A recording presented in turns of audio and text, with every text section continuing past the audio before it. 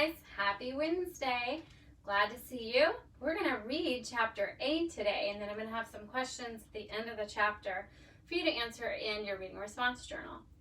So chapter 8 is called There Has Been a Death. Through a haze of dreams, Anna Marie heard Henrik rise and leave the house. He was headed for the barn with his milking pail at daybreak. Later, when she woke again, it was morning. He could hear birds calling outside, one of them close by the window in the apple tree, and she could hear Mama below in the kitchen talking to Kirsty. Ellen was still asleep.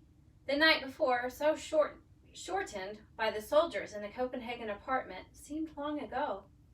Anna Marie rose quietly so that she wouldn't wake her friend. She put on her clothes and went down to the narrow curved staircase to find her sister kneeling on the kitchen floor trying to make the gray kitten drink water from a bowl. "Silly," she said. "Kittens like milk, not water." "Well, I am teaching this one new habits," Kirsty explained. Importantly, "I have named him Thor, the god of thunder." Anna Marie burst out laughing. She looked at the tiny kitten, who was shaking its head, irritated at his wet whiskers, as Kirsty kept trying to dip his face into the water. "God of thunder?" Anna Marie said. "He looks as if he would run and hide if there were a thunderstorm." "He has a mother someplace who would comfort him, I imagine," Mama said. "And when he wants milk, he'll find his mama." "Or he could go visit the cow," Kirsty said. Although Uncle Henrik no longer raised crops on the farm as his parents had, he still kept a cow who munched happily on the meadow grass and gave a little milk each day in return. Now and then, he was able to send cheese into Copenhagen to his sister's family.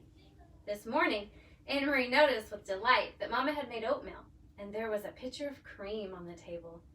It had been a very long time since she had tasted cream. At home, they had bread and tea every morning. Mama followed Anna Marie's eyes to the pitcher.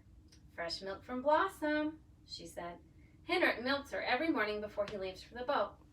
And," she added, "there's butter, too. Usually not even Henrik has butter, but he managed to save a little this time. So this morning they're already getting a special breakfast with milk and cream and butter.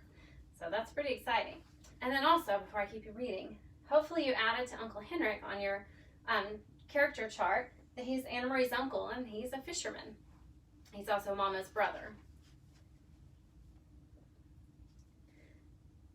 So usually not even Uncle Henrik has butter, but he managed to save a little this time. "Save a little from what?" Anna Marie asked, spooning oatmeal into a floured bowl.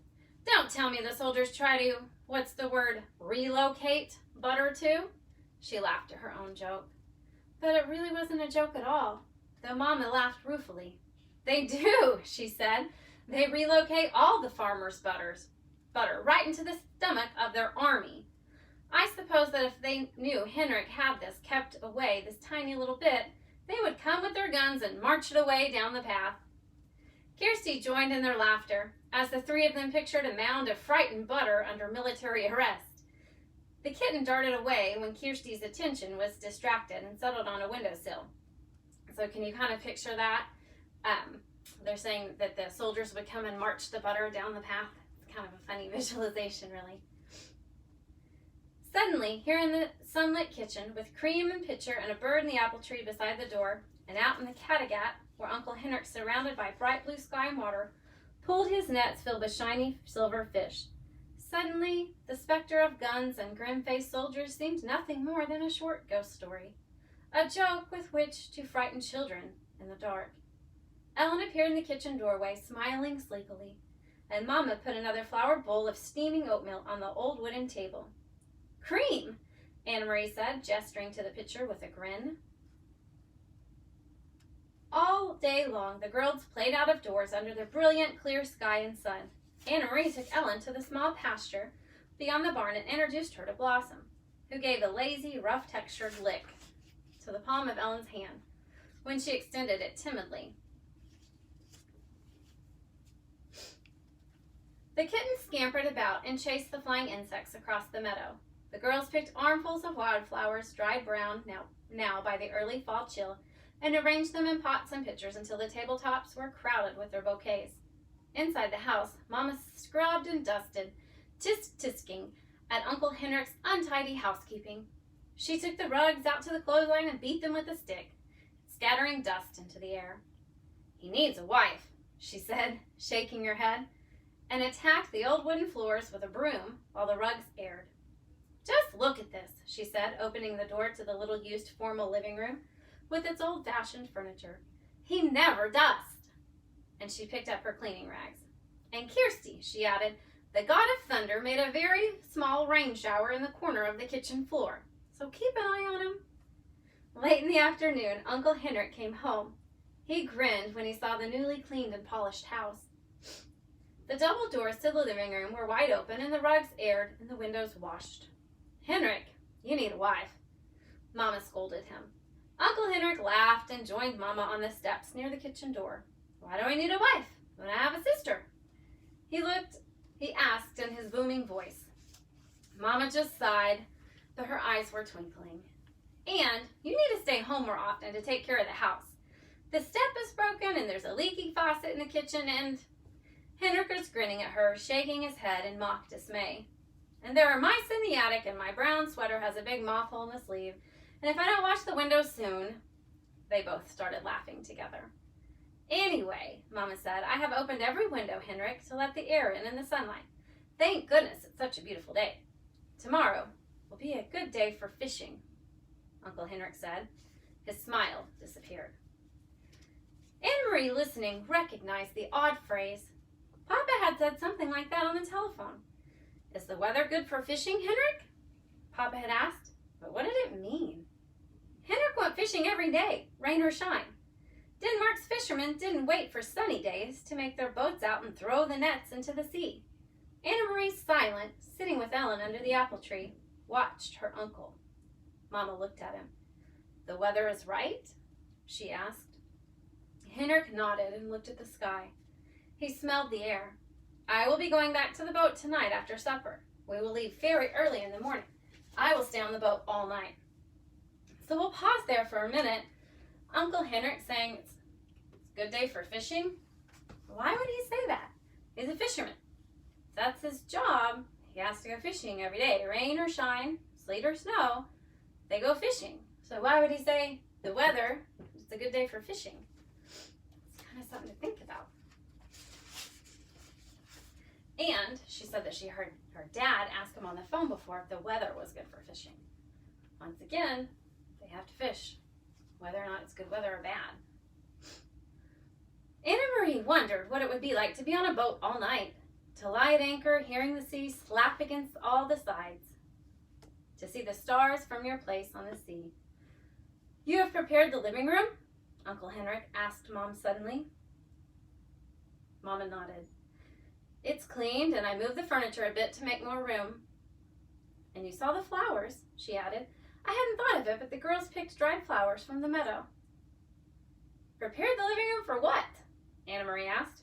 "Why did you move the furniture?" Mama looked at Uncle Henrik. He had reached down for the kitten scampering past and now held it against his chest and scratched his chin gently. It arched its small back with pleasure. "Well, girls," he said, "it is a sad event, but not too sad, really, because she was very, very old. There has been a death, and tonight your great Aunt Bertie will be resting in the living room in her casket before she is buried tomorrow. It is the old custom, you know, for the dead to rest at home and their loved ones to be with them for burial." Kirsty was listening with a fascinated look. "Right here?" she said. "A dead person, right here?" Anne-Marie said nothing. She was confused. This was the first time she had heard of a death in the family. No one had called Copenhagen to say there had been a death. No one seemed sad. And, most puzzling of all, she had never heard that name before. Great Aunt Bertie? Surely she would have known if she had a relative by that name. Kirsty might not. Kirsty was little and didn't pay attention to such things. But Anne-Marie did. She had always been fascinated by her mother's stories of her own childhood.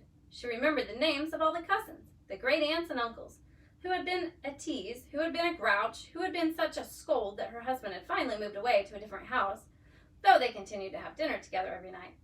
Such wonderful interesting stories filled with the colorful personalities of her mother's family.